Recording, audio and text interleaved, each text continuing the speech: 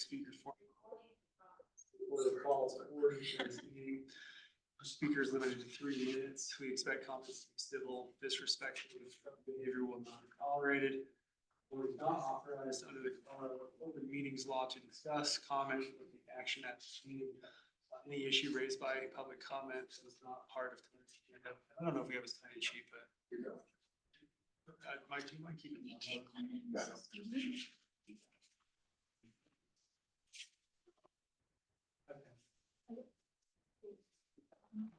Hi, I'm Chad Bourne. I live at Blackman here, and that's around something about the model lighting ordinance, which is something I wanted to the others.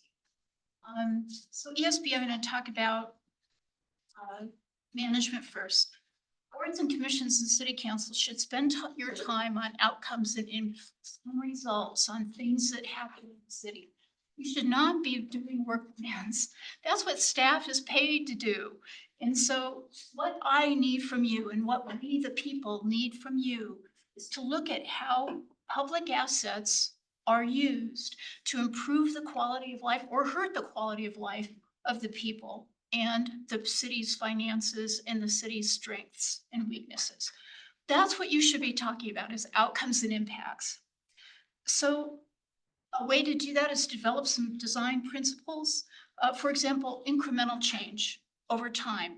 Instead of going from suburban city to urban, we take an intermediate step here with design. Assure compatible adjacent uses in the land use code. Income integration of residential uses. Mixing commercial and residential, mixed use isn't working. So incorporate features of the previous plan development overlays. For example, Lumen had a landscape buffer on 3 sides. That should have been kept in the current land use code. It was not, and it's being violated now. Ensor should have seasonal wetlands. We should care about that. It wasn't done. And always leave margins. To accomplish these, we should develop design requirements. These are more than goals and objectives. And staff should provide the technical expertise to translate the desired and outcomes and impacts into specific work. So for the ESB, I think that your most urgent and important work would be modifying the land use code. It was done very generically 3-4 years ago, and it's very permissive and developer oriented. It had no environmental grounding. And they ain't making more land. So when it gives away land, we can't get it back. The city can't get it back for 80 years. This is a terrible outcome if it's bad. So specifically, we should require new construction to have solar power. If we don't do that, then we should have requirements for solar easements, which would allow solar energy generation to be added later. We should have a requirement for community gardens. We should make sure there's enough room for parking, which would include chargers and bike parking. For 70-pound bikes, overhead bikes is not adequate. In the MLO, there's some information on there. So thanks very much. Thank you. So lots of guests tonight, and staff tonight. Laura's here, Mike's here, Brett's here, Kathleen's here. Thanks for being here. We have 3 discussion topics, starting with root and renew, which I guess is you, Kathleen. Yes. Exciting, isn't it? Exciting. Do you want me to stop sharing? Take it away. I'm gonna just share screen real quick. Oh, I cannot share screen while the other participant is sharing. Thanks for stopping sharing.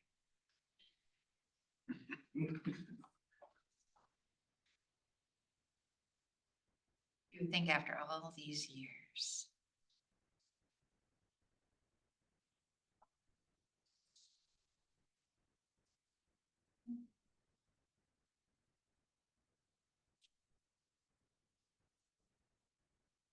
All right.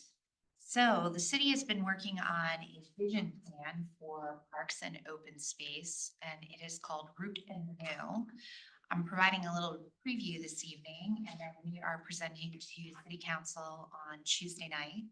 plan. We'll get some feedback and work towards finalizing that plan and then bring that for their consideration of adoption. So what I'd like to do tonight in this preview,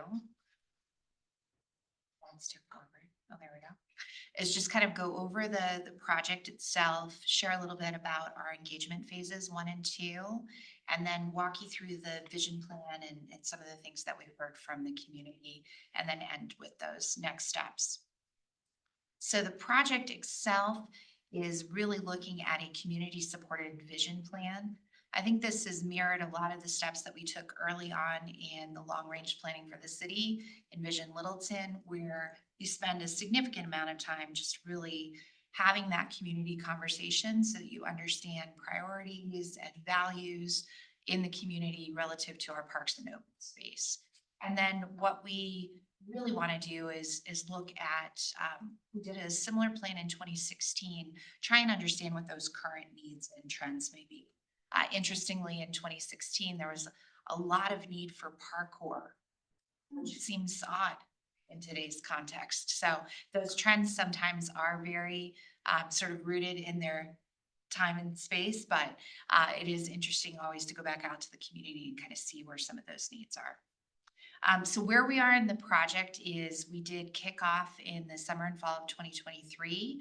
And then we were able to really use so many of the fantastic opportunities in Littleton to be out with the community by doing pop-up events at various locations, different parks, along the trails, and then go through a drafting process so that we could take that back out this fall and really share what we heard and see if we got it right.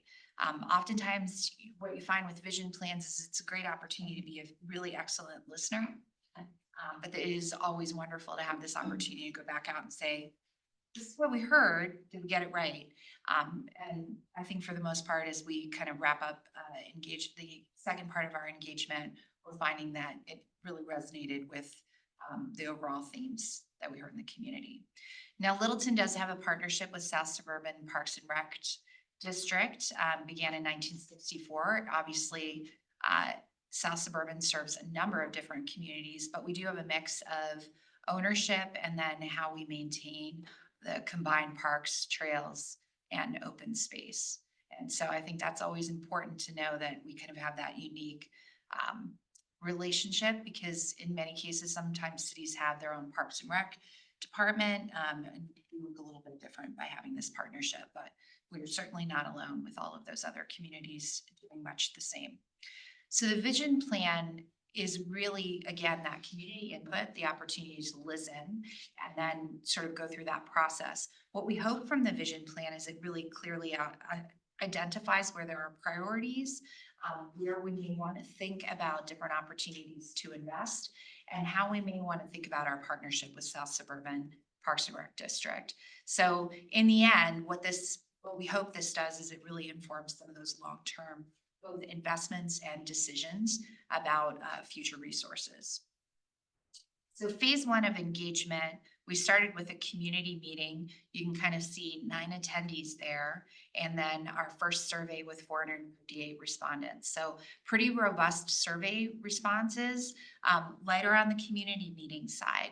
And I think as we go through some of the overall engagement, what I'll share with you is it is interesting doing a vision plan where for the most part, we hear a lot of satisfaction with parks, trails, and open space. I mean, obviously some interest in improving some aspects of that, but overall people are pretty happy. So that makes engagement great, but also hard. So I think hosting a community meeting where people come to visit with us was probably harder than some of the pop-up meetings that we did and really being out with the community. So I'm glad we learned that early on, because there were some fantastic opportunities in the spring and the fall. The pop-up events that we did in the spring were at everything from the Buck Center all the way to Promise Park. And it was interesting to kind of see how you see on the lower right there, or even on the top there, we had a series of choices that people could gumball vote on priorities. So we heard a lot about water play. I do have to say that night at the Buck Center, a lot of people coming out of the pool. So no surprise, right? But a lot of interest in water play. And then a lot of emphasis on just being able to explore natural areas, and then continued interest in connecting our trails and offering trails as part of that. Our small group meeting that we hosted in May, again, that lower participation, but a great chance to have some more in-depth conversation.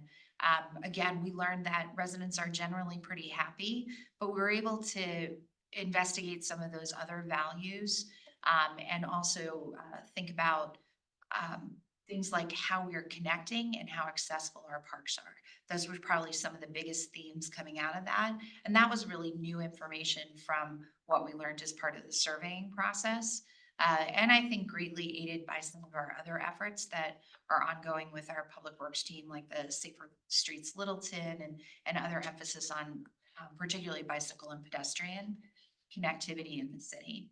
And then resiliency really came up as a part of that meeting. And again, that was a theme that hadn't really kind of elevated in some of the work with some of the pop-ups, but we were seeing that theme in the survey. So it was good to kind of get that continuity there. So we did look at the key themes coming out of that, really focused on activities, amenities. So parkour not rising to the top. But disc golf, a big interest for people. And pickleball did, get some interest as well. But again, that water play, and then really thinking about enhanced access to trails, playgrounds, courts, and natural areas. And so you can kind of see some of these key themes. So they really helped influence our ability to start to structure that vision plan and really bring through all of those sentiments from the community. So as we look at the current use of the city, again, pretty high utilization. So as we work with a consultant team and they look at other communities and their park systems, I think we really stand out with some of the work that they're doing both regionally and nationally at how high the utilization, with 72% of respondents saying they're there daily or multiple times a week. I think that's because of the great coverage and accessibility of, we have more park space per capita than other communities and even across Colorado. So I think that was really interesting to make sure that matched up with, sort of anecdotally how you think about Littleton and the significance of parks and open space. So the current experience, that quality of parks, trails, and open space ranked good or excellent by 82% of respondents. So again, generally pretty satisfied. Still some opportunities for improvement. And then one of the things that did come out is that lack of safe connections. So again, that connectivity or accessibility component of it. In terms of future uses and vision, that resiliency really rose to the top in terms of survey responses. And then, looking at what the highest priority, a lot of interest in trails, playgrounds, courts, and then natural areas of activity. And I think that natural areas piece is really a lot of what we heard from the community is more about interacting with nature, not necessarily in an activated or programmed way, to just really be in nature, which I think we have some fantastic opportunities for that.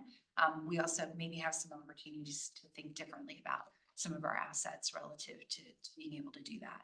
Obviously, there's always interest in more new amenities.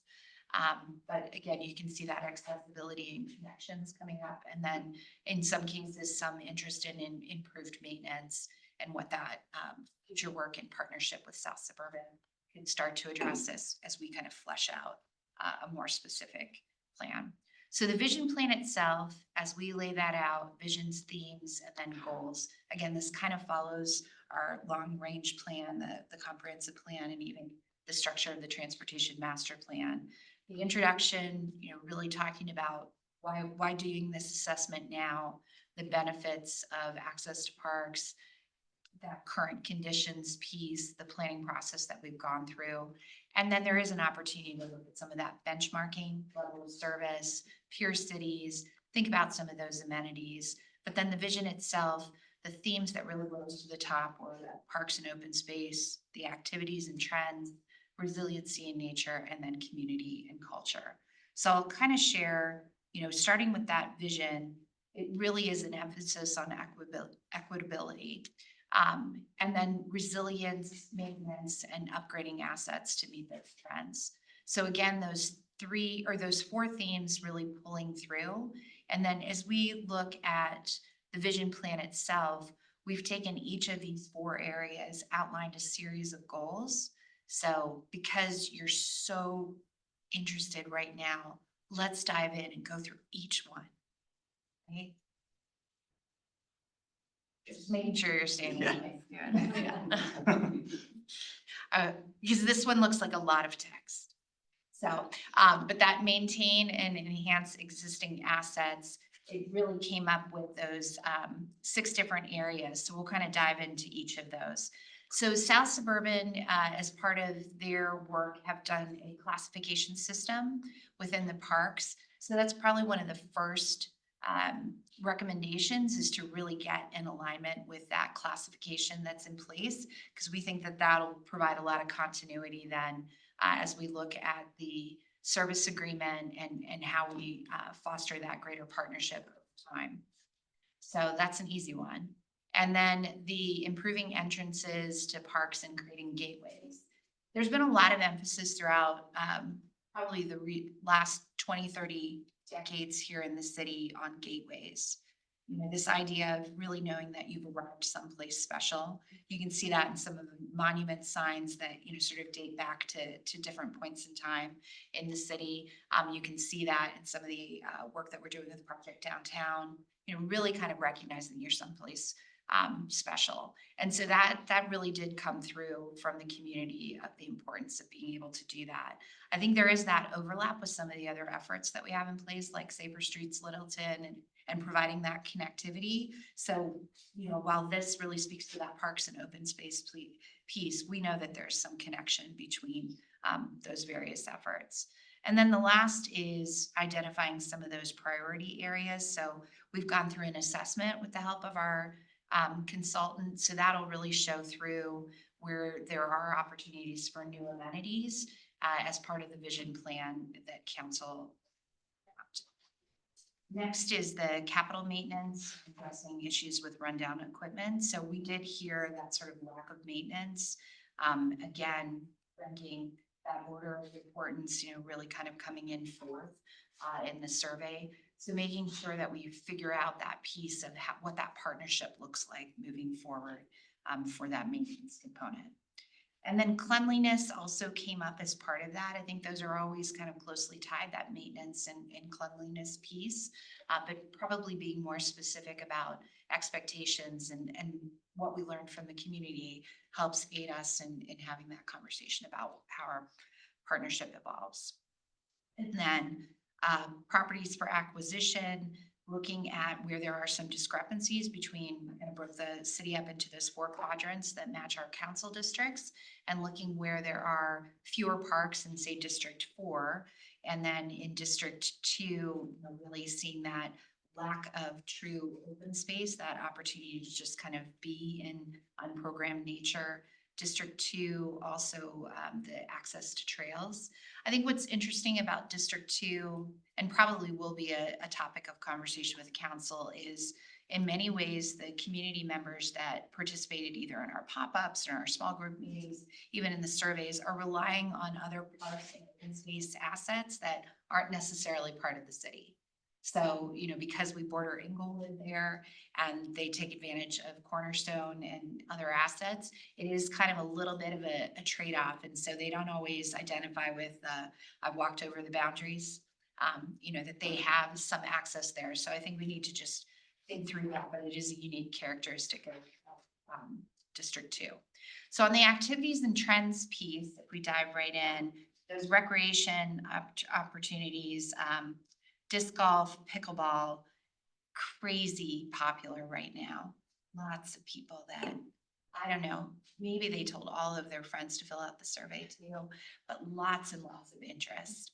And then I know pickleball has, been, the bane of existence for many parks and rec districts across the country. But I do think there is genuine interest in seeing that as part of some of those new amenities. And then really improving access to active water recreation and water play. We know that some of the improvements we're making at Reynolds Landing will be part of a solution there, that you can really kind of interact in, both with nature and with water as part of those improvements that we're making. But there are other opportunities, for splash pad or what have you, especially as we grow hotter. On the resiliency and nature side, so 5 of these coming out, and as we dig in on those, the city's done significant work, Brent's team, on the tree canopy. And it is, I guess, comforting to know that both that work has, created an urgency in the community, but there's great alignment with the work that we've done and people seeing the opportunity to think about a more sustainable tree canopy, but also identifying areas in the city where you have more of a heat island effect and have an opportunity to kind of go back in and look at opportunities for that. Shade came up a lot. Interestingly, came up a lot in our fall outreach. Much warmer fall this year. So, as we were hanging out at the Harvest Festival and the craft fair, shade was a big issue that we were hearing about. So, and it is something that when you look across the city, there are some big opportunities to create more of that shade in our play areas. And then looking at turf conversion, planting areas that can transition to pollinator gardens or low use plants, provide demonstration educational gardens as part of a pilot project in high traffic or easily accessible area. I know this is, if you've been following along with Project Downtown, there's a lot of overlap here in how we're thinking about the landscape features and even some of those opportunities on Nevada Street, for example, looking at some of those pollinator gardens and opportunities to kind of create more of a quiet space to interact with in that downtown setting. So from a community and culture standpoint, the 5 that we've got here, so if we dig in on those, the partnerships with community organizations.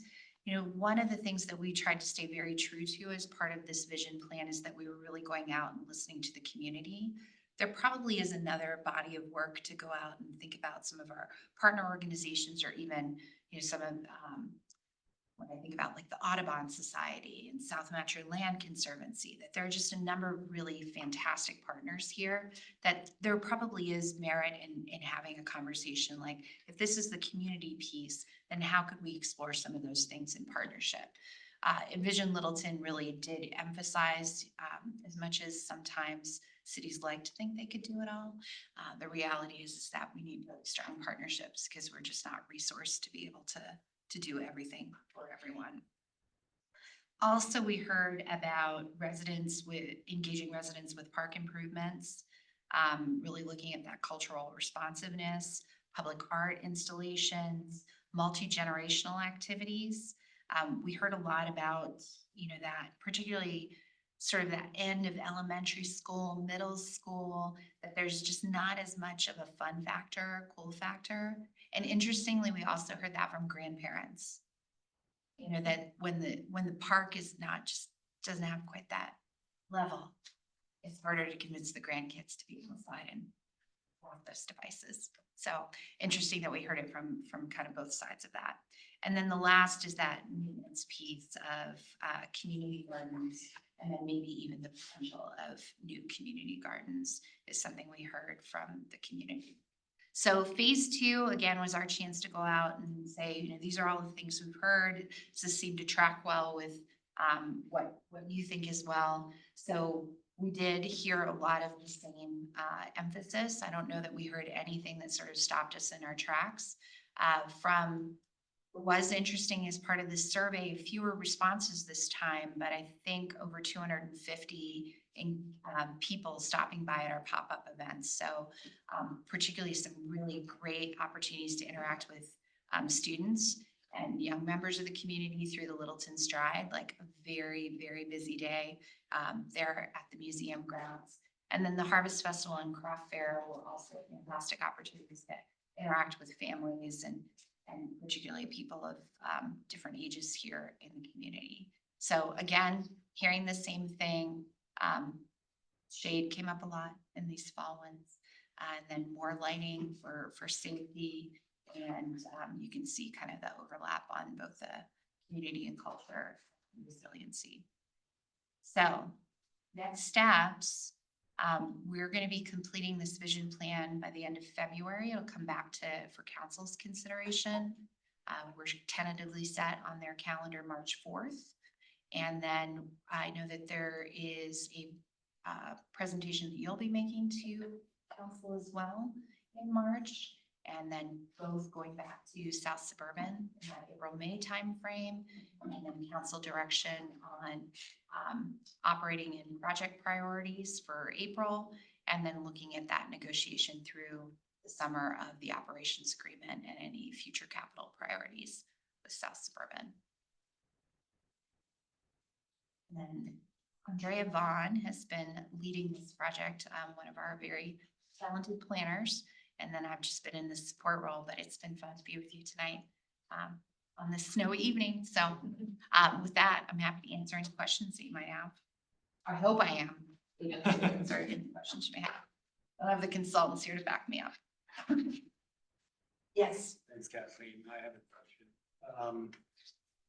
Has the city considered or would the city consider on the theme of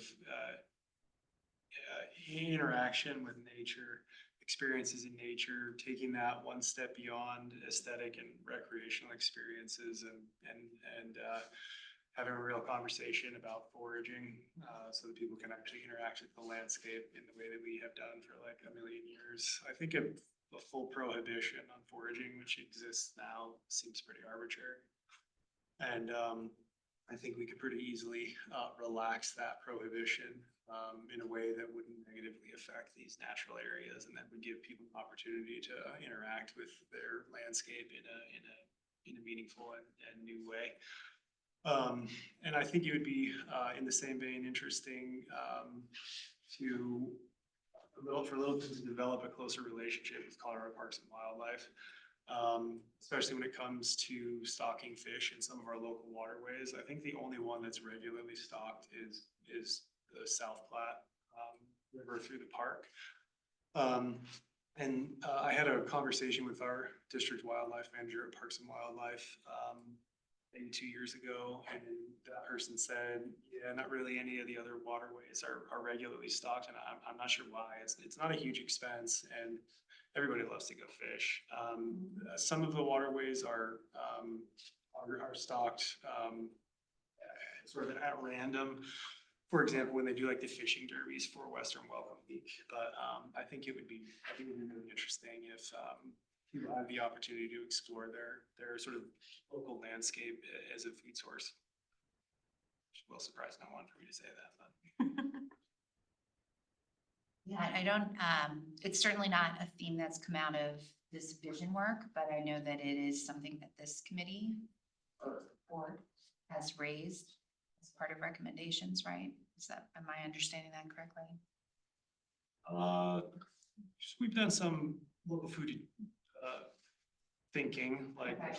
I think there's some allusion to it in the plan that we put forth, but no robust. Yeah, and we talked, for example, about community-supported agriculture at the museum. Yeah, I think it would be, I don't think it's administratively a hard thing to do. I mean, I don't know if it's just idiosyncratic to me, but I think it's interesting. We do have 2 community gardens that you can rent a lot or whatever, might your own garden. And I know that they're not full right now. So maybe that's something we could do a better job of reaching out to the community let them know that that resource is available. And then I don't have a full list developed of what that next step, if you were to start to look in partnership. So I do like that recommendation of doing more with the state, to try and figure out how, what that next level of looking through partnerships. Cause I think that is something different than this vision plan. Now we sort of take this forward to deliver on the community's vision in partnership with other organizations, so. One of those parts of Littleton's culture that's there, but not necessarily highlighted, like in the last couple of weeks, I've seen these two kids riding bikes with trailers with fishing poles attached to them. Yeah. Which is pretty fun to see. Yeah. Yeah, see those same two kids. Back at night, I'm looking hardcore. It's- They go catching lake and, I'm curious with,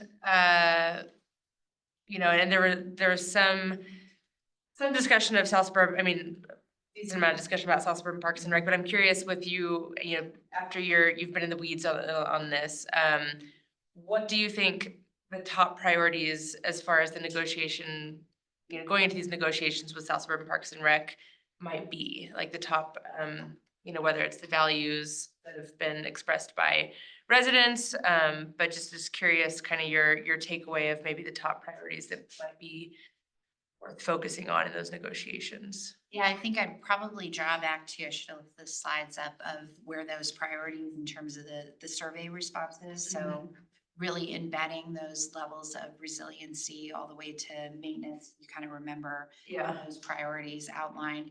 I think that's where, you know, our current agreement really speaks to a brevity.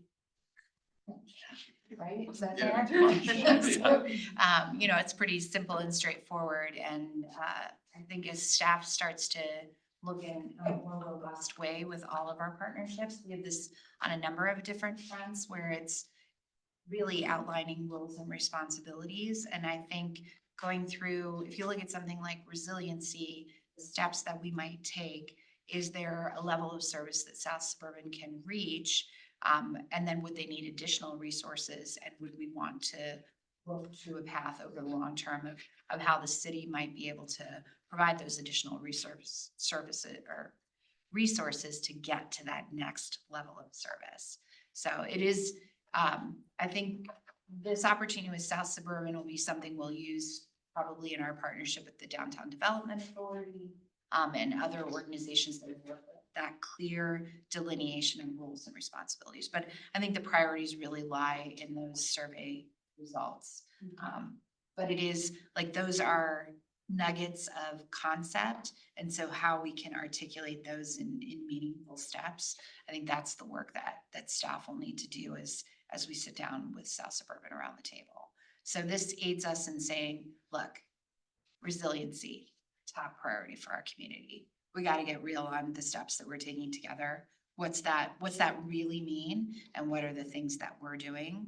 And is there a gap in what we want and what you can provide? And how do we close that gap?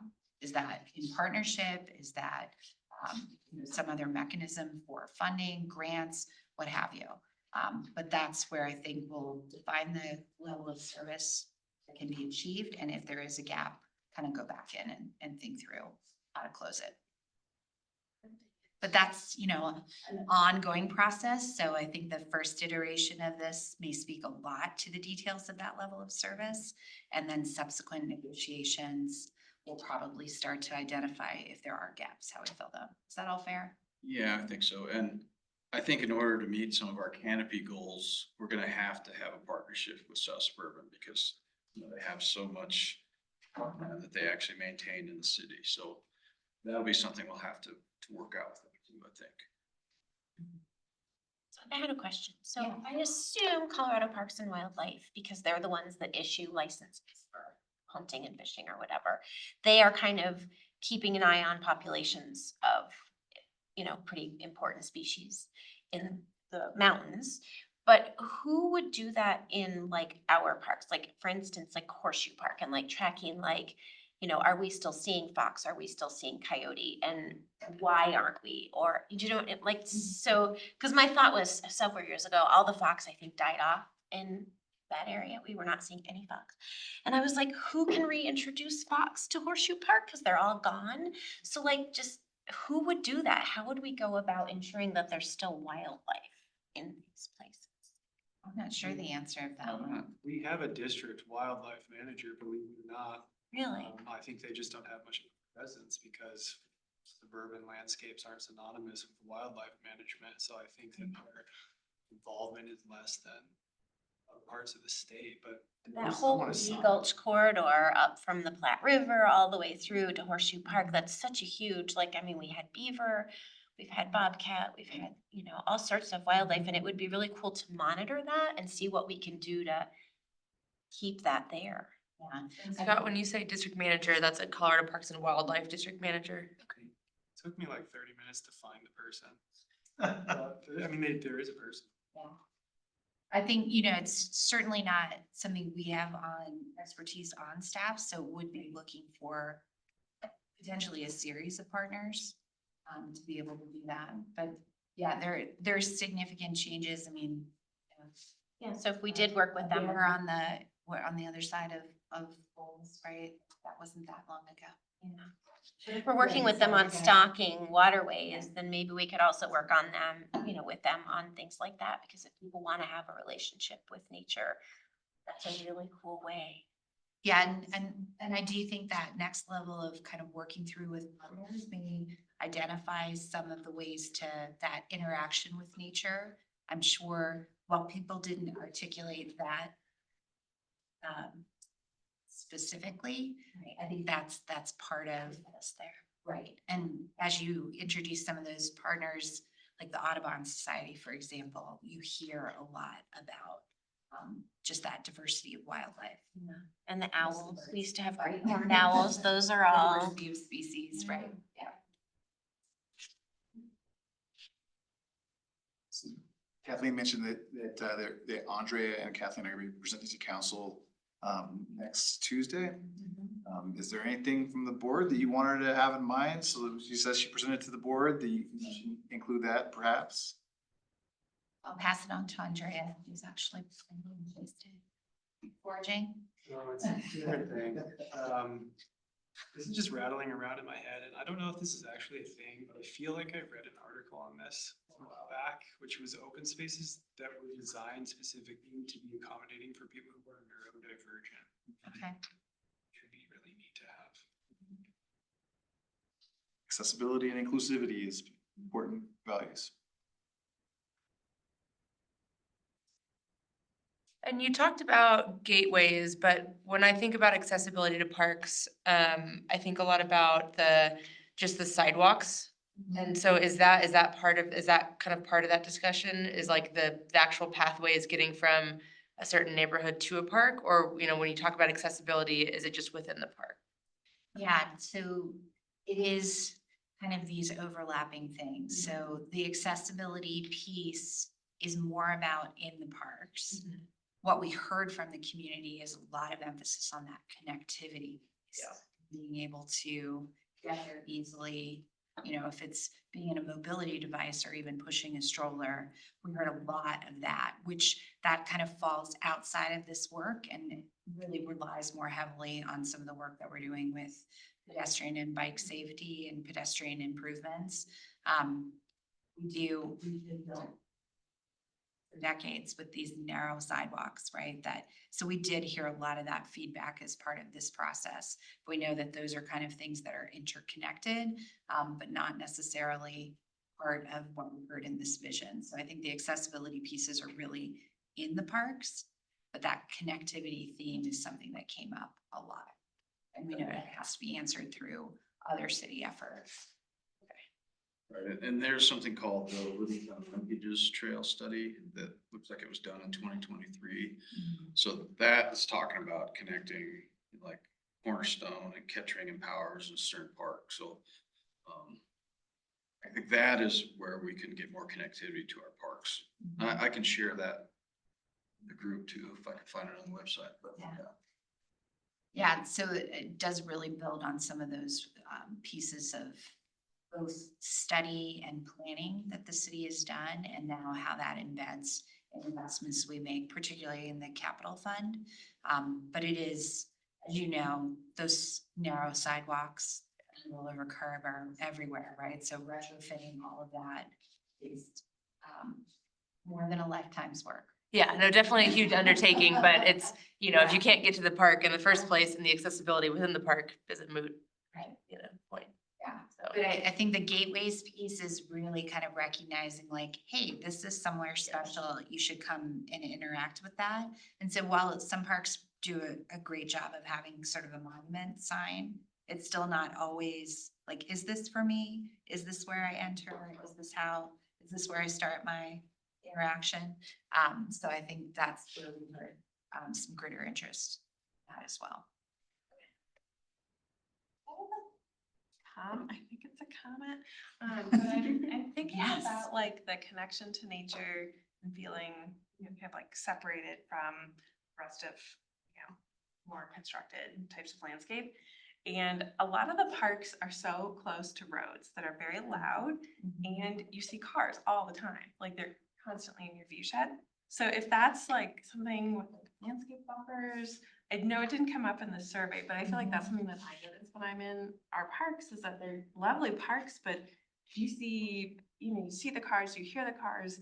It's not as much of an escape and a connection to nature as maybe people would enjoy.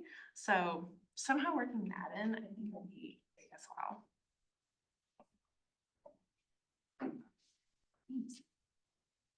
Thanks, Kathleen. Thanks.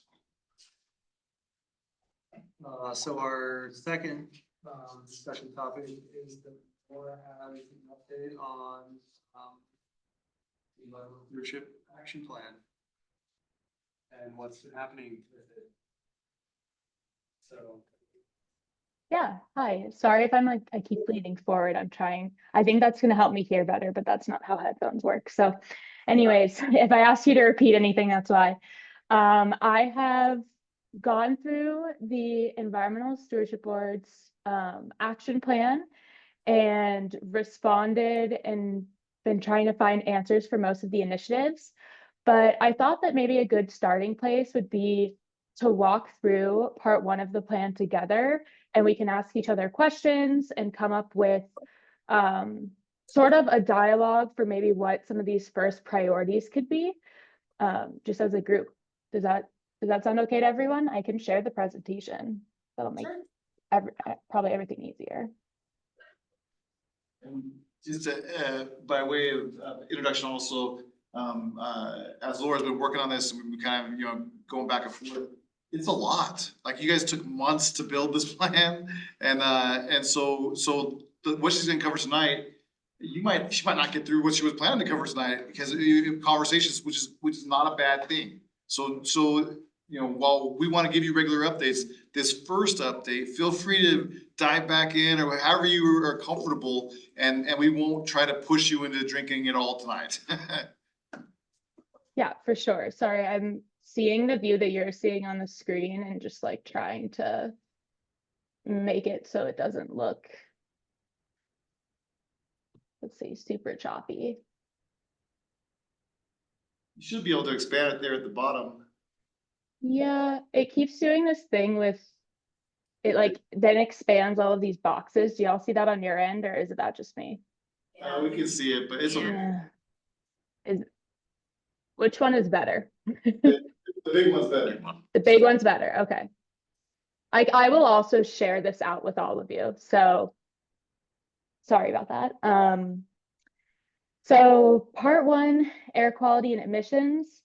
I've kind of written down here like a little bit of a summary slash mostly written out of what ESB recommended, and then updates. So if we want to just go through them and y'all can ask me questions, I think that'd be easiest. So for the EV action plan, I did it in my first meeting on Halloween actually, and they are moving forward with actually wanting to implement public charging stations throughout the county and figuring out how to engage developers and community members so that it touches a lot of sort of what the plan has mentioned around EVs and EV chargers, but I think we're just gonna have to see what all is committed and then what parts of Littleton that aren't in Arapahoe need to be examined as well. I'm happy to just provide updates as those come because they're gonna be monthly meetings, but if anyone has any immediate questions or comment, I'm happy to, yeah, to talk about it a little bit more.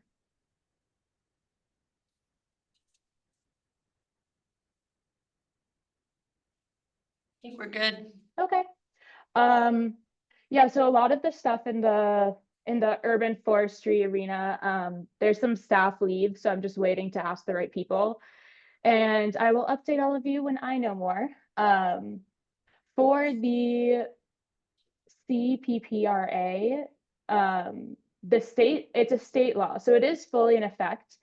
And I think before I came, economic development reached out to all the businesses, but I think there's probably still a need to maybe remind them. And then I'm gonna try to coordinate with the Tri-Cities business coordinator to see what all is on their radar and better understand how we can sort of figure out that engagement and make sure that Littleton is in compliance without making business owners sad to go to their job every day. So that's kind of just the small update on that.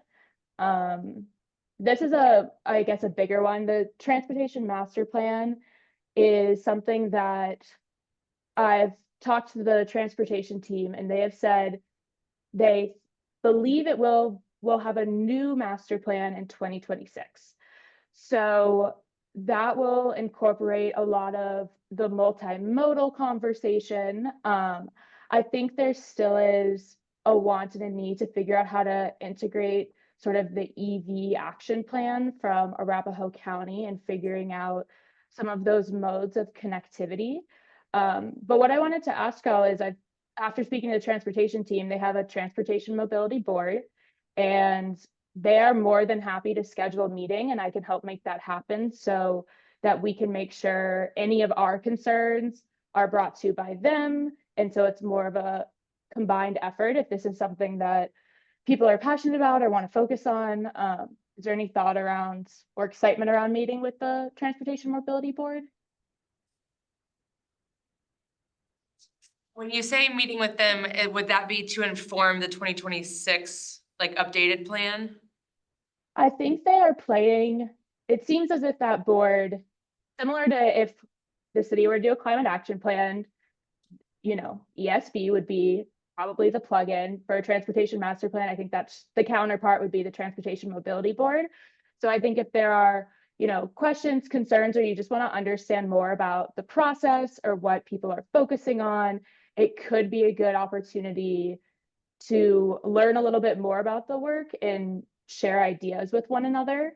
I don't know if it's necessarily going to end up being, a full out brainstorming meeting on the master plan, but I do think that it's helpful to cut across these silos by talking to one another and better understanding how we can, instead of sustainability being an addendum, how can that be integrated into every part of all of the city's plans, right? Like I want it to be like a pillar that runs throughout, which I'm sure a lot of you agree with. So in terms of boards to meet with, they seem in the plan I've identified, you could also meet with arts and culture, but that's only one initiative on I think it's environmental art. So I feel like this, if you wanted to meet with another board, this would be the board that makes the most sense.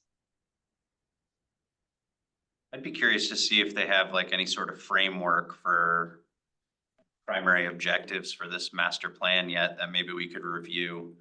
Yeah. It's a potential meeting and provide feedback on it might be more valuable from our perspective. I think a meeting down the line would make sense. Okay, I'm happy to talk with the internal team and see if they can provide, a summary, materials, and if they see a good plug-in for that too. Cause that might be easier or more wanted by both. I don't know. I just wanted to throw the offer out. Yeah, I think there could be value there as well. Okay. Yeah, we don't have to harp on it too much. If we don't want to. The solar ready building codes are scheduled for adoption in January 2025. And I've spoken with the internal folks that do all of the codes and permitting, and it will be aligned with IECC codes, the International Energy Conservation Codes. Oh, is there any more questions on that? I'm so sorry. Oh, that's great. Okay, perfect. All right, I wanted to give y'all an update on the greenhouse gas emission and wanted to make sure I didn't leave out or create a better understanding of what I'm including and not including. So on the plan, it mentioned things like biomass burning, non-energy related ag, waste emissions, non-energy related industrial emissions. So the city doesn't own any incinerator facilities, and I have searched through sort of like, it's called like EPA flight data, not that you need to know that, but there are none owned or operated within city boundaries or outside city boundaries by the city. So that one doesn't really come into effect. The admission, wait, sorry, was there a question there? What about homes that burn wood in fireplaces? Is that included in biomass burning? So it's technically called non-utility fuels, and that will, it's like kind of a separate category, which is weird.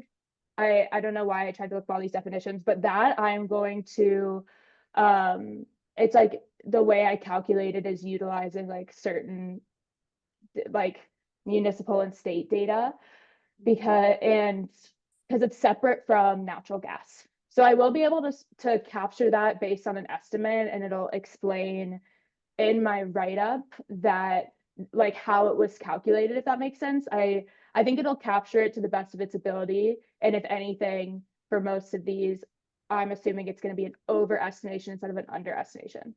So I'll note that, but yes. And I found out the city doesn't have any non-utility fuels. So it's only for residents and businesses. So following off that question, can I just get clarification when we talk about a greenhouse gas inventory, is it for city-owned, city-owned property and like only city functions, or does it, or is this would a greenhouse gas inventory be for like the city as a whole, like the city of Littleton, including all city and residential and business? Yeah, that's a great question. I'm actually technically doing two side by side. So we will have a breakdown of what local government operations are. So that's considered anything within operational control of the city. And also we'll have an inventory with residential, commercial, industrial emissions as well within Littleton. So I'll have both of that data, but the process is a little different. So it splits them up. But they'll be combined into one report. So hopefully that makes sense. Both of those will be in there. Okay, yeah, I assume then the one that's outside city operational control that includes businesses and residences will be a lot of estimates then? No, not fully. There's still gonna be, like I'm working with Excel Energy, Denver Water, South Platte Renew to get specific data. Something like waste emissions is a lot more complicated for Littleton, which you may already know, and hopefully the South Metro Waste Diversion Study can help a little bit with that too. But that is more of an estimation, whereas I think a lot of the stuff on energy, which will be most likely energy, wastewater, and water will be more of a big pie of greenhouse gas emissions anyway. But I'm hoping to get pretty accurate for the year 2023. So I've been speaking with someone at all of those different entities. Okay, great. And I love hearing that we kind of will have two views on the inventory of, operational control of the city and then everything else. Yeah, for sure. That's kind of why I felt like there's value, and maybe it might take me a month longer, but it would be worth it to get the data for the city too. I will say that in our sister cities, Inglewood and Sheridan, the largest, polluter was commercial. Yeah, I'm sure. And so our Tri-Cities, Green Business Coordinator is in part designed to attack what, at least in those two cities, is the largest polluter and could very well be that way in Littleton too. I wanna go down a rabbit hole, but it was bigger than transportation? Yeah. Oh, okay. I think also wastewater is pretty big, but that is because for Englewood, it's because Littleton and Englewood co-own South Platte Renew. And for Englewood, it's like within their boundaries, so it like looks a lot more intimidating, if that makes sense, than it'll look intimidating for like our local government operations, but probably less so on our community and business side, whereas there's like an entire explanation about wastewater. Yeah, that makes sense. Hannah brought it up, but I just wanted to clarify, would transportation emissions be included in this? I would assume so. Both city specific and the broader version. Yeah, so I have submitted a FOIA request with RTD. So I'm trying to get them to give me estimates for light rail, buses, anything parabus shuttle broken down by diesel fuel, and vehicle miles traveled accordingly for public transportation. For cars, there's a software called Google EIE that I can use to estimate community data. It's definitely not going to be as accurate, but if anything, I do think that that would also overestimate. And then on the local government side, I'm doing an investigation of fleets and all of the city-owned vehicles. So that should include like snowplows as well, which will be interesting. And then I'm not sure if that'll be broken down yet or not. It depends on what data we have, but it will still be factored in. And then I also am going to likely do an employee commute survey so that we understand, like, as staff, like what our missions are to come into work at Littleton. So that's kind of all of the transportation that I'm capturing. Awesome, thank you. Great, that makes sense. Yeah, it's definitely a big problem in Colorado, but yeah, hopefully, hopefully we can become part of a regional solution, right? Is my hope with transportation, but yeah, the other ones on here, does anyone have any questions about non-energy ag or non-energy related industrial missions?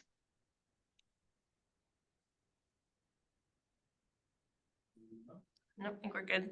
No? Okay.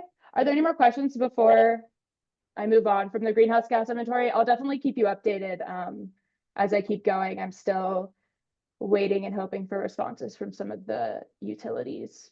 They've confirmed they've gotten it though, so that's something, but the data I still I need. know a lot of it will depend on the data you get, so understanding a lot of it is waiting on other people, but what's your goal to have a report done by? I'm really hoping that the latest would be Q3 of next year. I'm hoping before then. So I will keep y'all updated. I think, yeah, a lot of it unfortunately depends on how much these companies are going to respond, because some of it I really need and some of it I can estimate a little bit more easily. So yeah, we'll see. I might take some creative measures once I can walk. We'll find out, but I'll definitely let y'all know once I get things in place and start doing calculations, because I'm working with ICLEI during like their technical office hours to make sure that I'm doing the baseline correctly and everything. So I'm doing it for year 2023 to get the most up-to-date data. Great. Awesome. Okay. Oh, I'm excited about this. So air quality monitoring and assessment program. So the recommendation was to add air quality monitors within the city to assess baseline pollution levels. So I spoke with someone at CLEAN. It's the Colorado Local Entity Air Network, which is a subsidiary of Love My Air. So I found out in 2018, the Denver Department of Public Health and the Environment, DDPHE, started the Love My Air program, which I know was mentioned in the plan. And they use these air monitors that are installed in different parts of the city to figure out like particulate matter. So they don't track things like ozone, but they do track like, I think, PM10 and PM2.5. and I believe maybe methane as well. And so it's whatever goes through the sensor goes to a dashboard.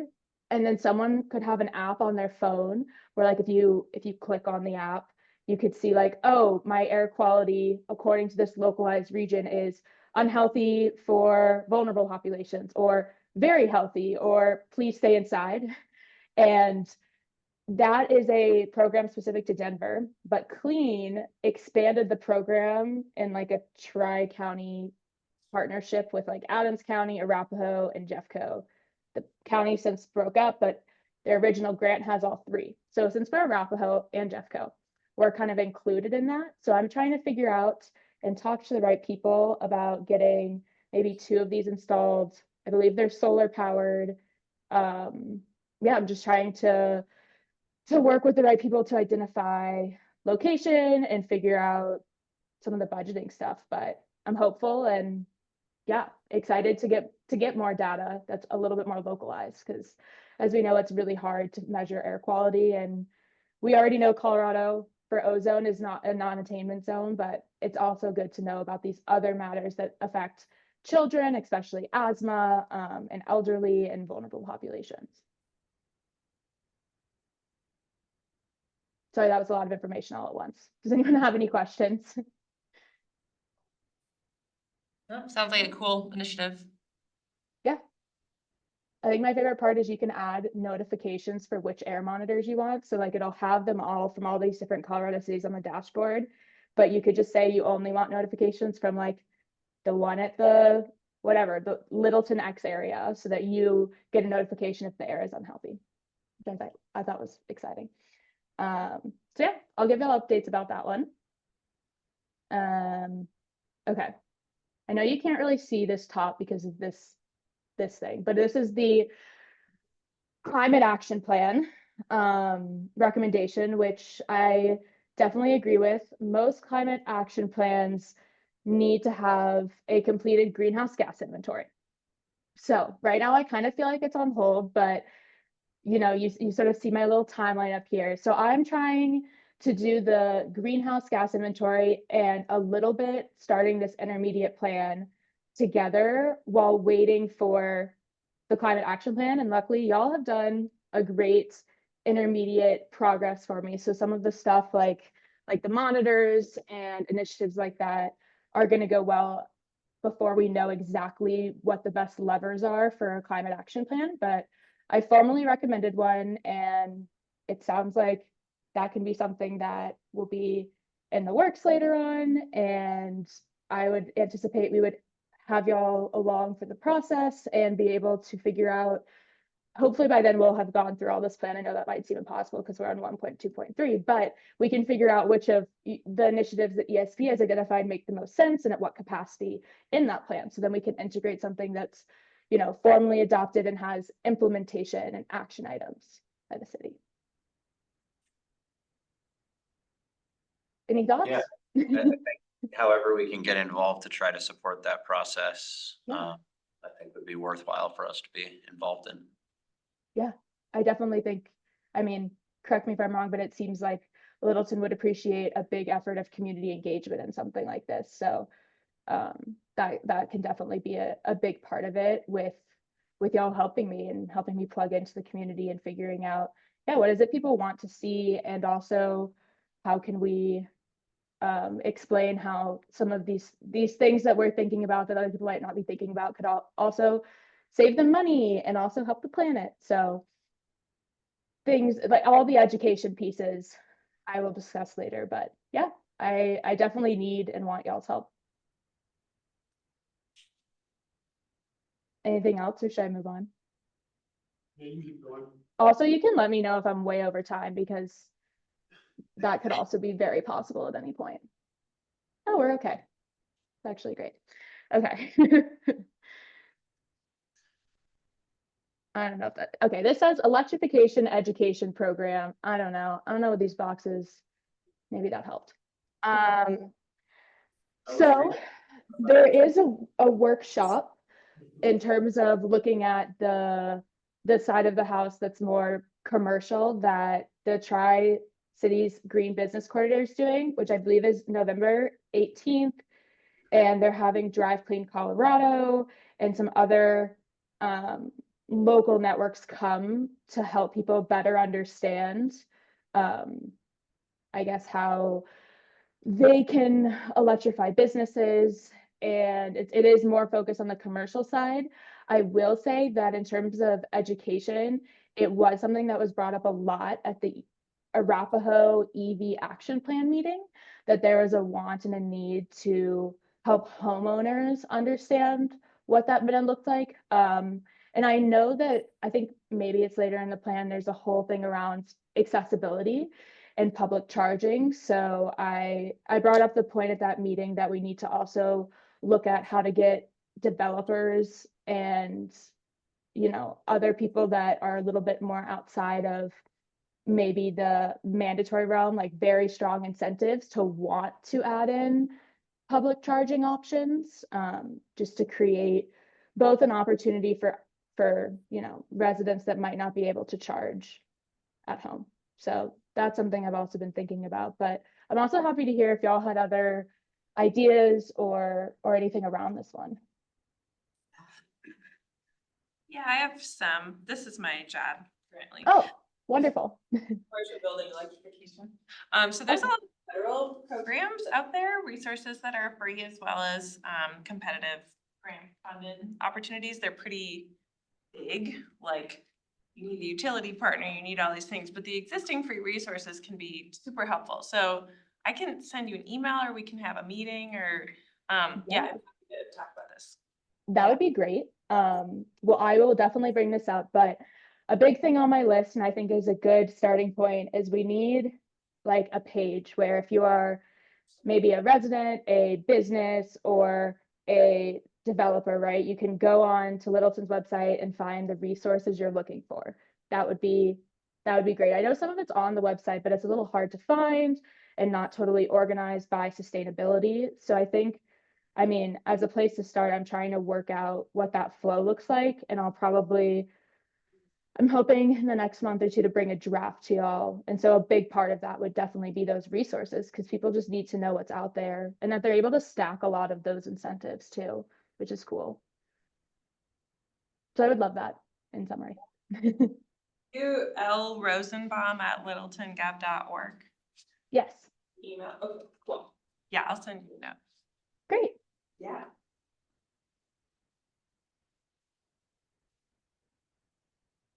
And I know this could also include things, now I'm thinking about it, it can also include things like heat pumps and solar and a lot of other programs beyond that. So I guess that could be something that we sort of break down for people a little bit further too, and understanding that and those resources that are out there, because there's also like a lot of Colorado Energy Office money and grants that are specific to either like developers or contractors, which also incentivizes them to want to say like install a heat pump. If they're a certified contractor, they get like certain tax credits. So all of that could be good to provide that information for like greater understanding. There's a lot of IRA credit right now too, which is like kind of scary. It's really complicated. So yeah, if we could like get a bunch of resources together, that'd be great. Yeah, I think that's a great idea. So since you guys first released your action plan, the Denver region was awarded a decarbonization grant from the federal government, massive lift, and City of Littleton is involved at multiple levels with the decarbonization program through the Denver Regional Council of Governments, including the executive committee over the decarbonization program. It's made up of elected officials, and Mayor Pro Tem Steve Barr is their committee chair. But so we will, like, much of this will be being targeted at a regional level, and we will be making sure that we are sharing how that goes. Like right now, the workforce training and targeting ACC and Arapahoe Douglas Works and other methods to try to help people become aware, because all the contractors in the area, they're very competent in things they've been doing for years, but this is new stuff, right? And so There will probably be opportunities for volunteers as well, but really the exciting part is the goal that you set for the city of Littleton is shared with the region and we're part of it. And it's really, rising tide on this specific issue. One of our former board members, Nick, his organization Rewiring America is a really good resource too for education. People can plug in all the specifics about their own home and see, what options for electrification exist out there. And they, I think, even connect people with in-home audits too. So something to consider there. I messed with the tool and it's pretty cool. Okay, great. Yeah, my roommate's actually been doing a class with them, so I'm really familiar with the name. And I'm sorry, I'm adding it to my list too. This is all great, and I think, yeah, we're all a source of wealth. So if y'all also want to send me anything that you think of or come across, you can feel free to do that too. And also there will be an opportunity for me to like send a draft of all of this and have y'all review sort of the resources and what I've identified and what people have emailed with other things that you've seen. So definitely a lot to do on this education piece, and yeah, I'm excited. I think it'll be good. Anything else on this one? No? Okay. All right. This one. Let's see here. Okay. Well, this first one, not that you can see it, is an Excel Partners and Energy update. So the existing plan I reviewed, I think that's from 2016. So I had a conversation with the person in charge of this program at Excel, and that's also what the Arapahoe EV action plan is through, is Excel Partners and Energy. So they specialize in specific things. So they don't do EV plans anymore, ironically enough, and they also don't do advisement on like policy and procedures and coding. And I think for the moment it was hard for them to feel like they could come up with like a new intermediate plan without our greenhouse gas inventory that wouldn't, I guess, bleed into us wanting to do like a formal climate action plan. But they do have quarterly applications, so I haven't missed any deadline. So I can apply like January 15th, I believe March 15th, and they accept basically every application to do an energy plan with them. So it still is a great resource and something that's on my radar. Yeah, I don't know if there's any other information y'all have about this program that I should be aware of, but I just couldn't find the best pathway to actually have action rather than just like having another plan.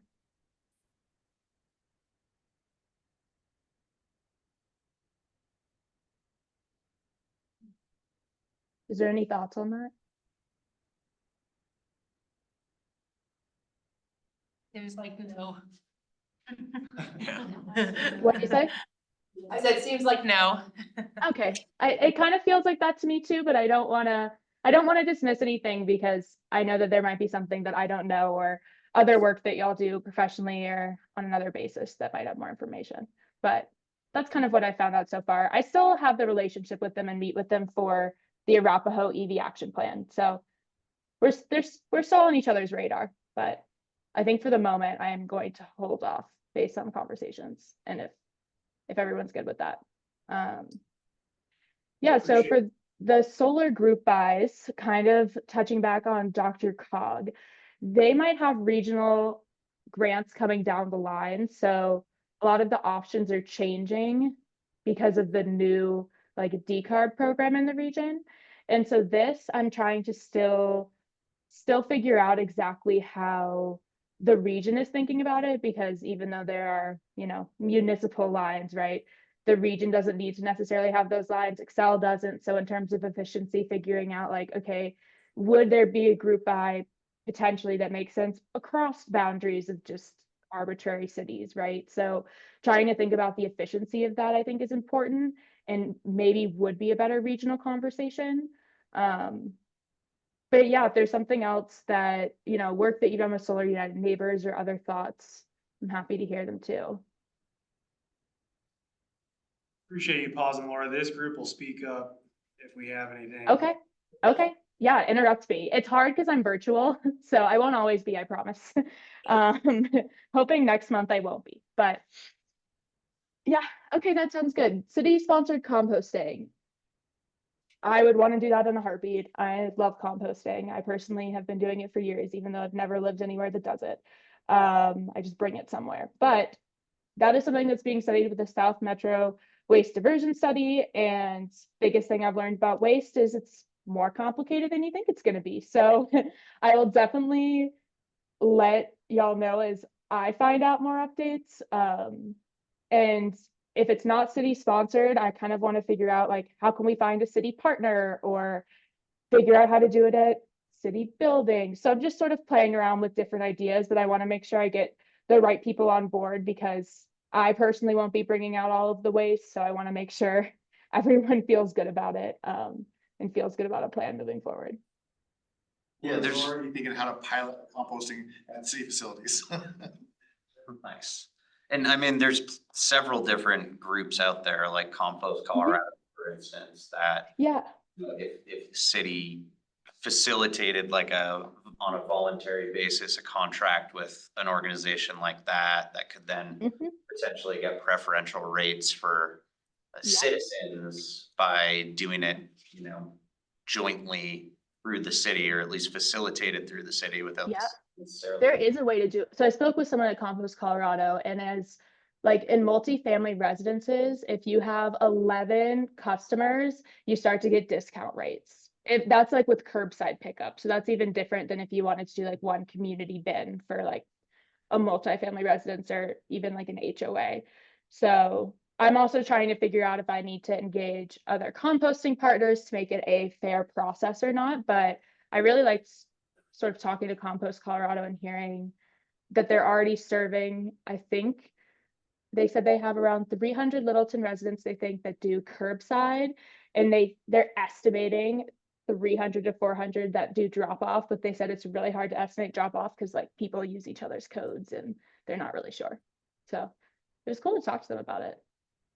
Laura, I have a friend who lives in Denver and obviously has curbside composting, and she was saying, yeah, they can compost, but they don't get any product back for it.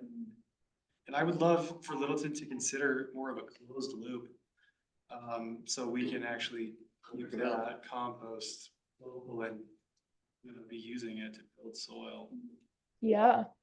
I know Compost Colorado has a dividend program. We use them at the brewery, and so we get like a set amount that we get to use. And I think it's the same with residents as well. That'd be great. Yeah, there is. I don't think it's like every week here is the dirt that you've produced, but I do think, yeah, I did see something about, as you're saying, with that there's like a certain amount that you can get from them, and they do like free soil pickups or something. I think with Compost Colorado, it's like once, if not maybe twice a year. Like it's not like an ongoing thing. Right. Okay. I'm happy to look into it more and see if there are other entities that offer that. I think, yeah, it's probably. I think Scraps Mile High is another one that Scraps, services yeah. this area. Scraps, yeah. Wampost, I think is that the other? What was that, Laura? Wampost Yeah, Wampost is another one. and Women. A1. Yeah. And A1. Yeah. Okay, yeah, I can look in and reach out to some of those people as well. I can also ask our person on the waste diversion study if they have any contacts or insight into any cities in the region that are doing that work. Yeah, I will add that to my list. It's a great idea. Okay. All right. Wow, these little boxes are so fun. All right, I guess I'll just, electrification, permitting, fast tracking. So I spoke with our permitting department. There were 28 EV projects in 2024, and the average review time was 1 week. So they don't feel overwhelmed by the current capacity. Maybe if we keep educating people and getting more people on board and submitting permits, this will be something to look at down the line. I've told them, I'm like, I want to do education outreach in this regard. it might be something that you'll need in the future. And they're like, okay, we'll revisit it if it becomes an issue, but right now it's very quick. So Do we have data, Laura, for electrification beyond EV projects? I have the solar data too. But there have not, in terms of like people requesting heat pumps or like geothermal, I don't think that there really is a ton of like electric building permits requested through the city. Like they said they haven't gotten all electric building permits submitted at all. Because, yeah, like when people swap out their furnace and AC for a heat pump, that doesn't require Mhm. a permit, right? And so that might just be happening, we don't know. Do you think Yeah. that's? That goes through the cycle too? Yeah, okay. Strange. Well, and a lot of contractors will say, do you want to pay the permitting process or not? Yeah, there could be some under the table stuff, maybe. It doesn't save in the long run, because if you want to sell your house, you can go back and get all permits for It's everything. checked, right? Yeah. Interesting. Well, that's what I heard when I spoke to people within the city doing the permits, because I asked about all of the different ones, and there are numbers for EV and solar, but the rest there aren't. They just haven't received any applications. Maybe people know more about the money that's out there. Seems like one person would have, one. That's right. I felt the same way. Well done. Well, 300 and something bucks. Yeah, I guess a lot of people also probably don't even know that heat pumps are an option. Like, and if I guess the person that installs them doesn't know about it, and they just tell them, okay, you need a new furnace. Maybe there's some opportunity for partnership with like Colorado Energy Office. Yeah, that would be great. There's a lot of contractor Yeah. intentionally avoiding heat pumps because they are sometimes more challenging to install, and then they jack up prices, and it's. Yeah. There's a lot of. I have a great plugin for heat pumps. My roommate runs the heat pump program for Colorado Energy Office. So I can always ask she works with contractors. So I'm going to ask her all the questions, and maybe I'll figure out exactly what work she's doing and how we can sort of, I guess, work together at a city level. I think there's a lot of misunderstanding in Colorado right now because people think that as a homeowner, they get credits, but I'm pretty sure it's tax credits for contractors. Is the specific. That's her program, at least. I think that's like the main one for Colorado Energy Office, but there might be other ones for like IRA. And some contractors don't pass those savings along to their customers in the same way, So that gets complicated too. Yeah, it's a great contact to help solve the problem. Yeah, she's working on it. Yeah, that's interesting. Okay. I don't know if I guess there just haven't been any applications for them that that have been of note, but I'll keep in contact. I mean, I'll keep in contact with everyone, but I'll keep in contact with the team and ask for some regular updates about that to just see if anything's changed. This next one is on, I'm sorry, I don't even know where this box is coming from, but the next one's on air sealing and insulation standards for city buildings. So improving air sealing and insulation for existing buildings. The city is under a facilities condition assessment that's being done right now to understand where the best opportunities can be for long-term solutions. So a lot of that goes back to deciding to invest in better standards when like scrap and rebuilds happen, and then identifying priorities kind of as needed and as funds are available. So I'm working with the city facilities team to better understand kind of the work they're doing and how they're making those assessments. But I think it's kind of in the works, and turns out the city has a lot of buildings and facilities. Who knew? What did you say? She said, he said Brent knows. Yes, very, I guess, very familiar in public works, but, the electrification trade programs goes right back to sort of the Dr. Cog work we were talking about earlier. So there is like a workforce development work group and sort of this idea of figuring out exactly what this initiative is getting at, right? How can we switch from having contractors that are doing furnaces to like, oh, the only thing they're thinking about is heat pumps, or right, all of the things. So yeah, I think we have someone in the workforce group. I believe it's you, Mike, right? Are you in the group? Yep. It might be me soon, but I also know our Tri-Cities business coordinator is in that group as well. So we have eyes and ears on that process. That's kind of the biggest update there. These kids graduate from high school with the certifications, so the contractor that wants to get involved, whatever, I can just hire someone who already has these certifications. So these kids come right out, ready to do good stuff, excited about it. Hopefully help more of us, convert over. Very cool. Okay. All right, sorry, this is a lot is going on right now. All right, I'm moving this over and see if that works. Okay. Remove subsidies for natural gas hookups. I would love to hear sort of what y'all saw with that work, or if there's an example. I personally wasn't super familiar, so I did a lot of research into this one. And I think California, maybe Oregon, maybe today actually, has like as a state removed these subsidies. Colorado has not.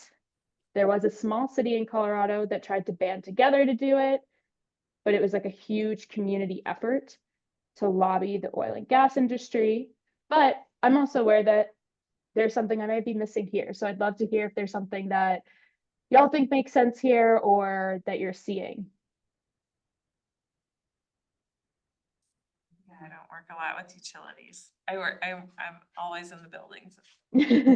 But yeah, I've heard about the California, the same stuff you mentioned. Yeah, the California. And then I think there is something like Holy Cross utility, maybe somewhere like fancy like Aspen, try doing something similar. But yeah, I don't know a ton about this one either. This would be great if we could do this. Yeah. Was this one that Nick was kind of leading on? There's a Nick thing. I bet someone at the state's got eyes on it though.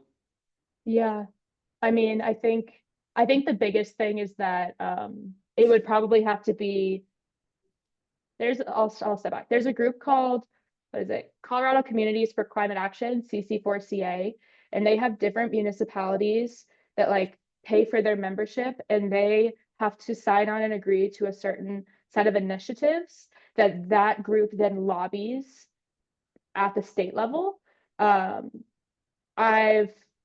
I've looked into it, but it would have to be that we have both the funds and the political will in Littleton to be a partner.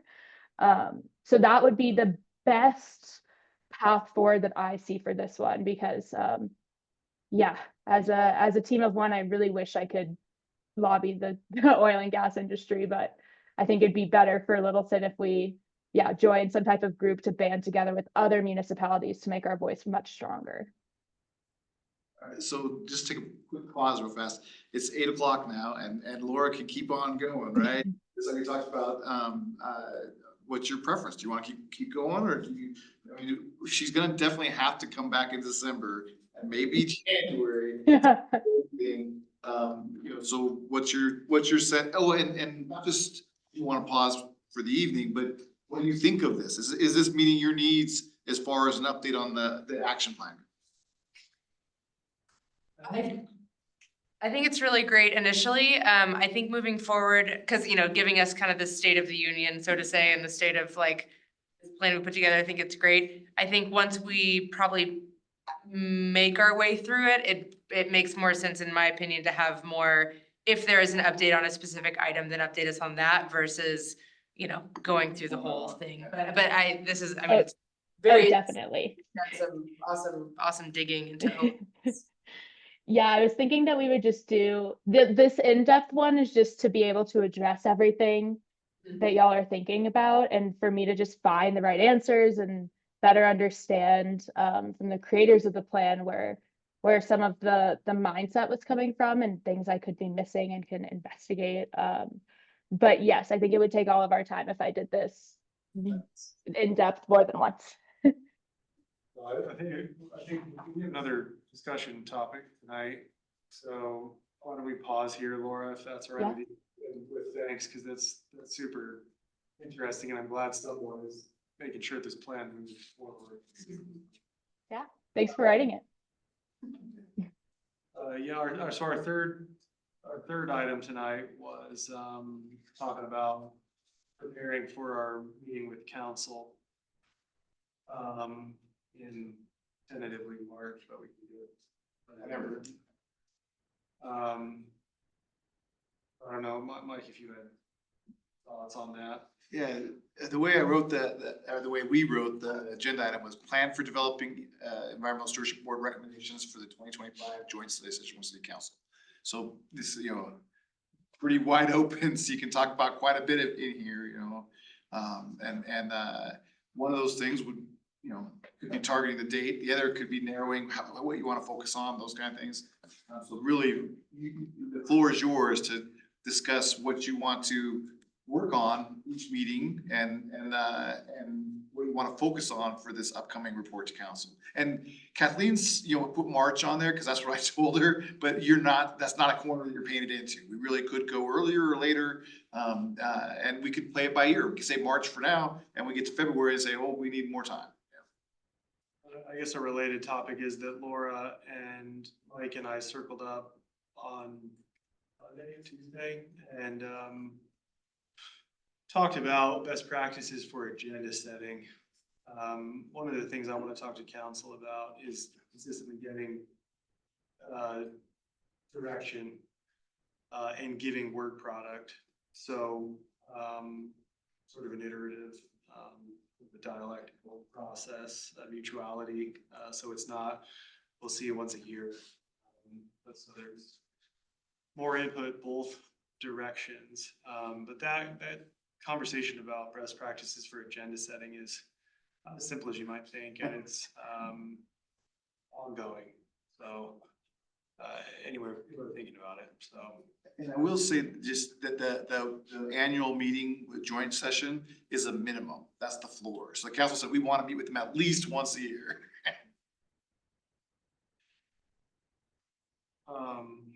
What thoughts do people have about that meeting? I mean, we're an advisory board to council, so it's a great opportunity anytime we can get in front of them and have their attention focused on the work that we're doing.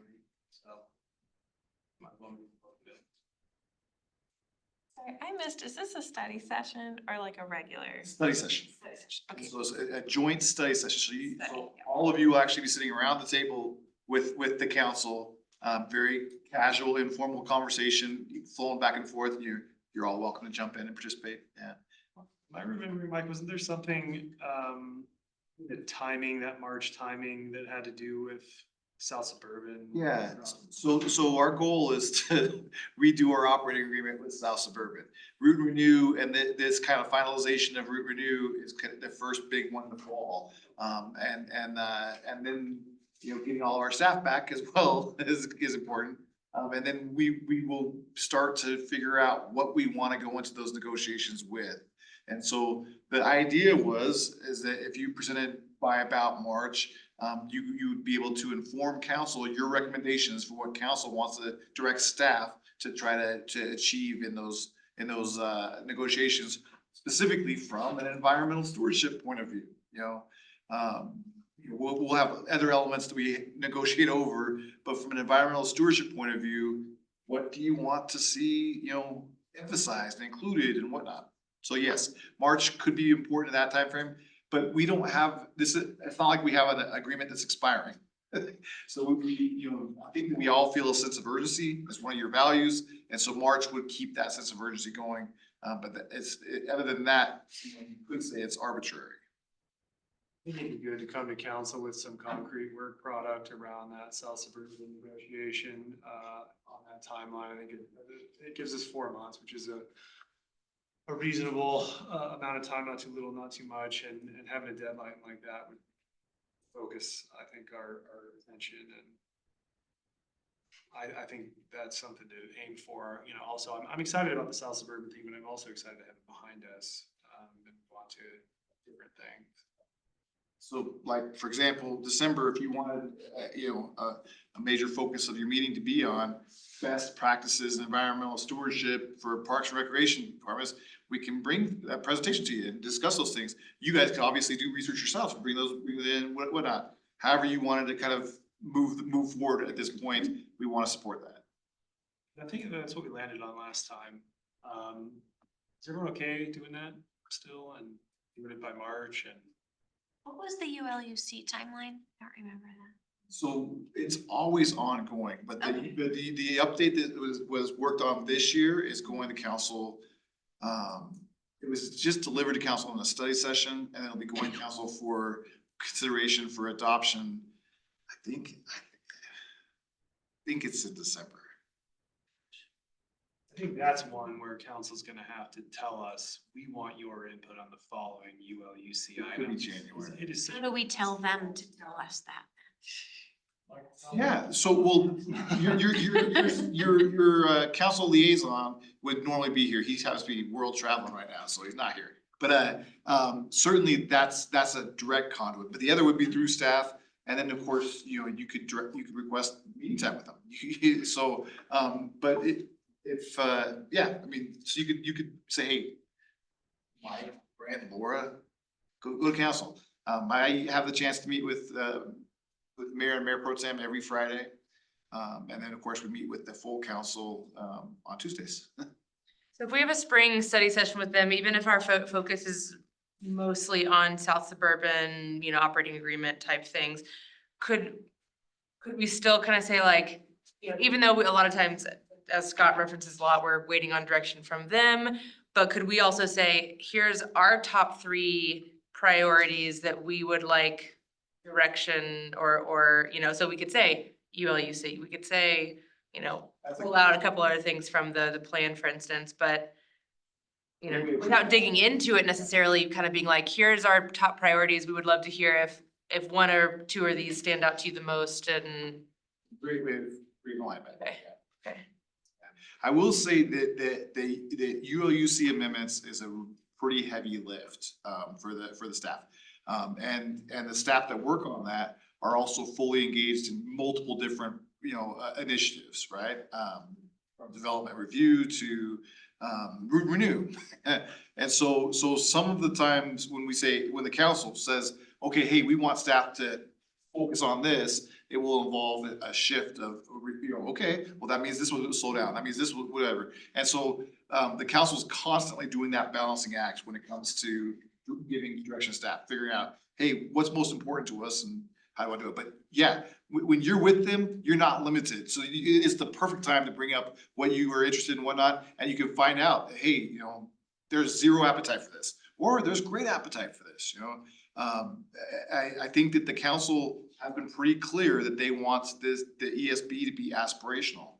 And so don't feel constrained, float ideas, even big ideas, even if you're like, I'm not sure there's much interest, and then they'll confirm whether there's interest or not. I'm also happy to help on the staff side with land use codes, and digging into it more and seeing how I can fill in capacity as well. So if that's of interest, I think we can figure it out. How to make sure there are environmental standards in there. If y'all want to talk to council, and as Mike said, make sure there's an appetite for it, I can help with the capacity side. And Laura and I talked to the chief building official, and he'd be happy to come and give an update on the stuff that they're actually working on. Building code stuff. Yeah, the building code stuff, yeah.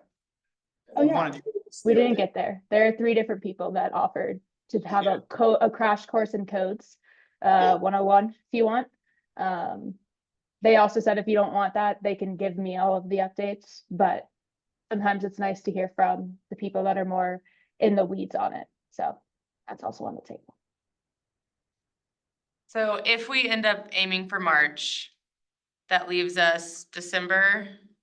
Did we say we wanted to still have a January one, or What's the date in January? We might have to move the date. I think it was. So Wednesday, Yeah, January 1st is Wednesday. Yeah, so that's not gonna happen. We want to move the date, but yes, you can certainly meet in January.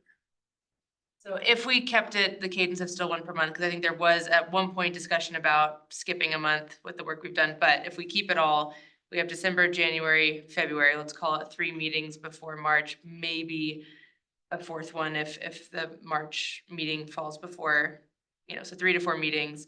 So what do we think we can accomplish for, I guess, South Suburban focus, if that's the direction we want to go, and then also kind of setting a priority list.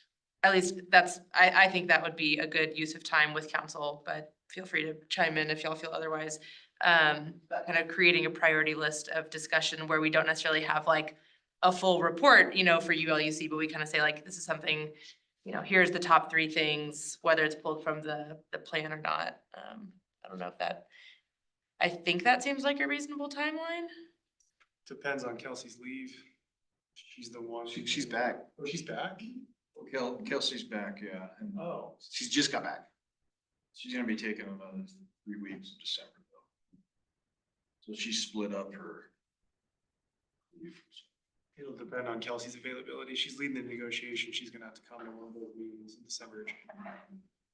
So what if our December meeting is then more focused around where we think our priorities should be in 2025 and taking that and like our list of priorities, and then January and February would be more focused on South Suburban? Yeah, or we could also just time our December meeting around Kelsey's availability. I don't know when she's taking those off, but it might coincide with our schedule, and then she can come and we can just go to work. Either of those sounds viable to me. And I agree, that is a good idea for just coming to council with these are the things. Yeah, that sounds good to me. Is there anything else that y'all think we should take to council?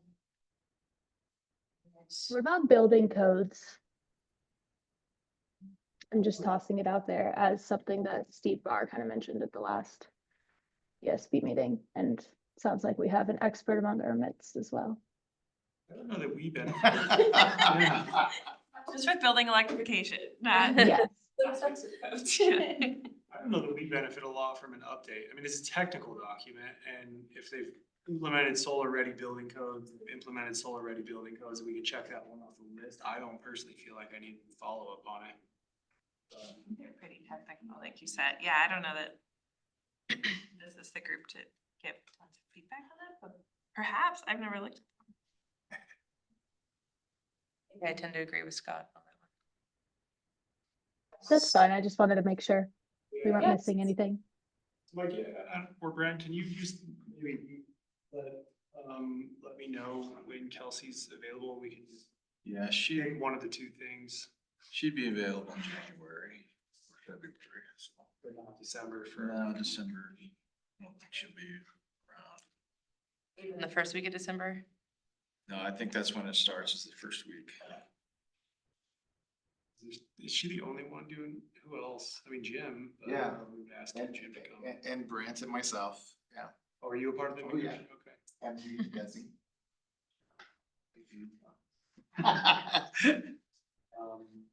So maybe we could have someone here who could dialogue with.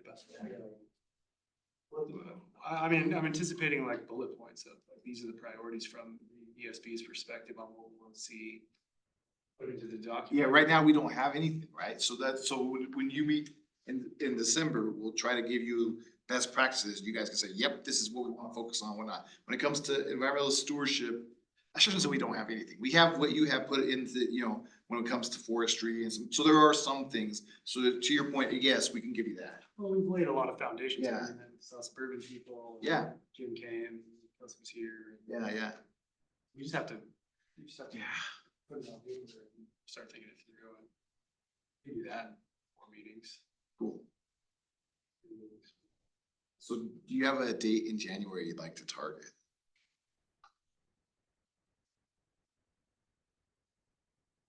Just another day for me. I don't know if any of you are planning on being out of town or anything like that. I think I'm here all the Wednesdays in January. I'm fine with the first two. I'm out that week that bridges December to January, so just the following, like the week of the 6th on is So fine. maybe aim for the 8th. Yeah. My phone in the car. I'm sure that's fine.